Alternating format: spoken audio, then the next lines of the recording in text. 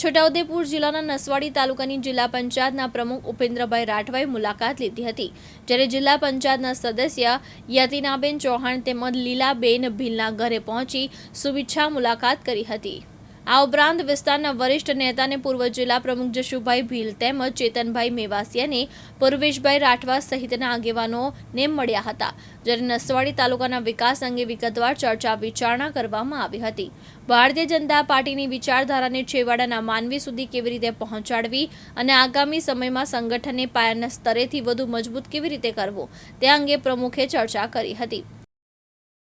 આજરોજ નસવાડી તાલુકામાં જિલ્લા પંચાયતના સદસ્ય શ્રી યતિનાબેન, બીજા સદસ્ય શ્રી લીલાબેન ભીલ, અમારા ભારતીય જનતા પાર્ટીના આગેવાન જશુભાઈ ભીલ, પૂર્વેશભાઈ રાઠવા, ચેતનભાઈ મેવાસી સૌની વ્યક્તિગત એમના ઘરે જઈને મુલાકાત લીધી અને આવનારા દિવસોમાં ભારતીય જનતા પાર્ટીને મજબૂત કરવા માટે, આ જિલ્લાના વિકાસ માટે શું કરી શકાય એની વિગતવાર ચર્ચા કરી।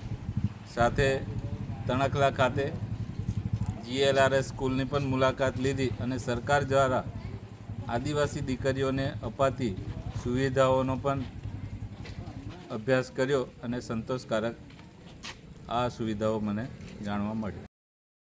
અલ્કેશ તડવી, દિવ્યાંગ ન્યૂઝ, નસવાડી, છોટાઉદેપુર।